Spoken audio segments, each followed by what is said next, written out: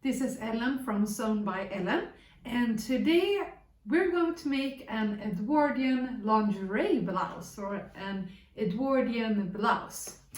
I haven't done that much from the Edwardian era before. I have done a day outfit before, and I want to continue explore the Edwardian era, and I thought that a blouse would be a good place to start, even though these lingerie blouses can be quite difficult to make. I'm going to give it a try. But before I start making my version, here is some background on Edwardian fashion and the Edwardian blouses. In the beginning of the 1900s, the fashionable silhouette was the S shape created by the so-called health or straight front corsets. These corsets push the bust forwards and the hips backwards, thus creating the S shape.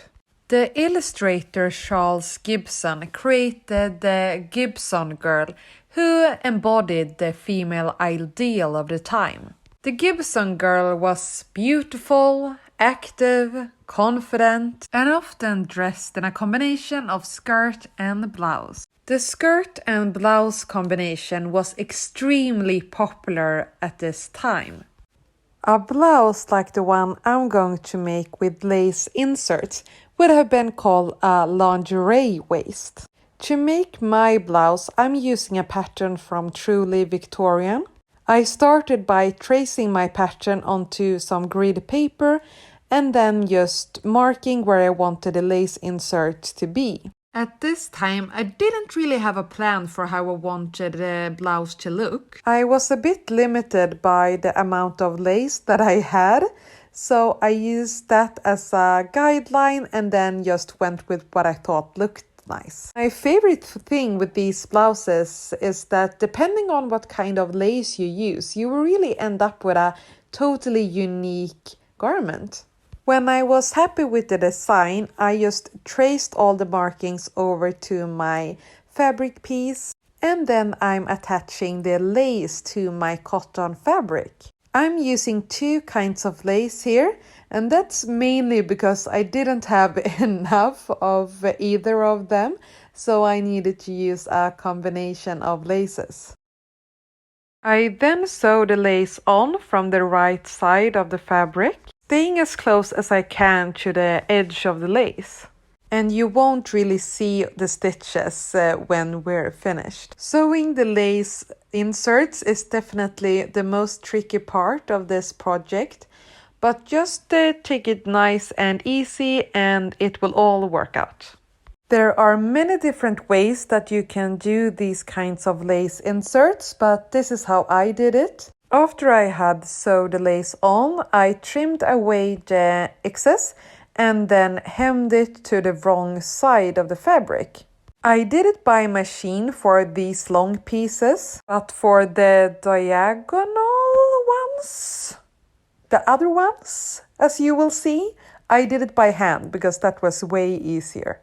But for these ones, as I said, I did it by machine from the right side of the fabric, and I just sewed over the previous stitches, so you won't see them at all.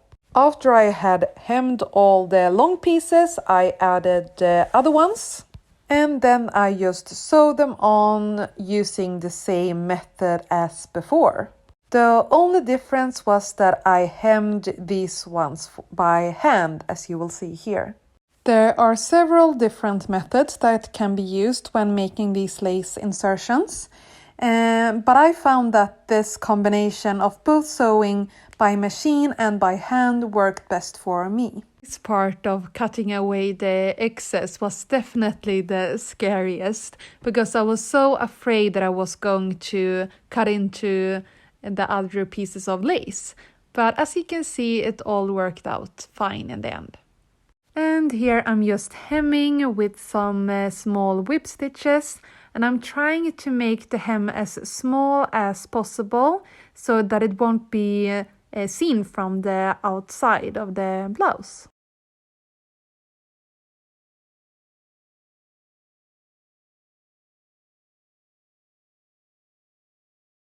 And here you can see how it looks from the inside and from the outside. After the lace inserts on the front piece was finished, I could finally start making the rest of the blouse. For the color, I used the same kind of lace as I did for the front piece, but since I didn't have enough, I also added 2 thinner lace pieces to the edges of the collar. I pinned these together and then just sewed them together by machine. I used the pattern to decide the length, but otherwise I just went with the lace that I had and, well, improvised to get a nice looking collar. Next, I needed to hem the skirt of the blouse. This part of the blouse will make sure that it stays in place when I'm wearing it tucked into a skirt. I then sewed the front piece to the back piece at both side seams and shoulder seams. And I'm using a French seam here because I don't want any raw edges to show through this very, very fine see-through fabric. I did a row of gathering stitches at the bottom of the front piece and then attached the bodice to the skirt piece. This will create the so-called pigeon breast look that was so popular at the time.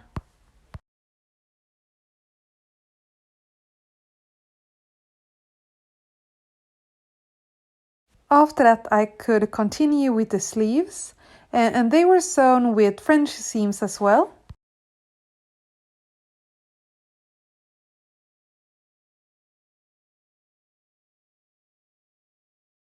When I was going to set the sleeves into the bodice, I realized that I had made a massive mistake and I needed to rip apart one of the shoulder seams and redo it before I could insert the sleeves. So I was a bit annoyed at that, but I soldiered on and just did it right on the third try, because of course I made the same mistake twice before I got it right. But when I did, I could just set the sleeve into the bodice and then sew it together.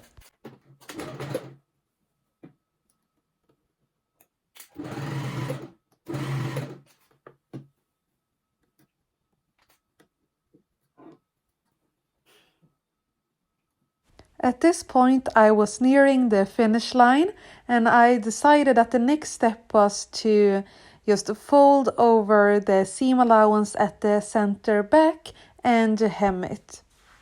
I did small stitches by hand and they can hardly be seen from the outside of the blouse. I did this on both the right and left side of the center back and then the same at the neckline. Usually when sewing on a collar, I would just do it straight to the raw edge of the fabric.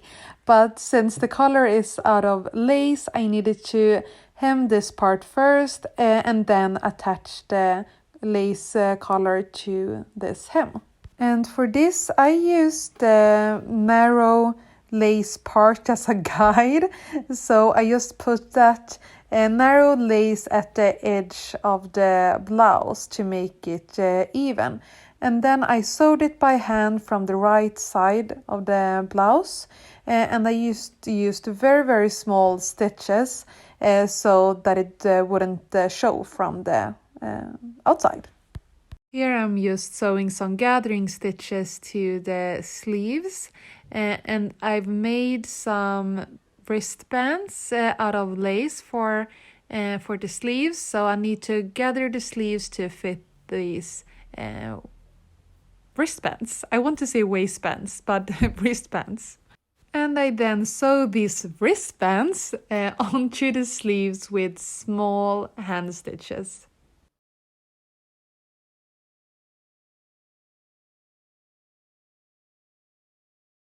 This is so exciting to watch, right? Yeah, I know you would think that.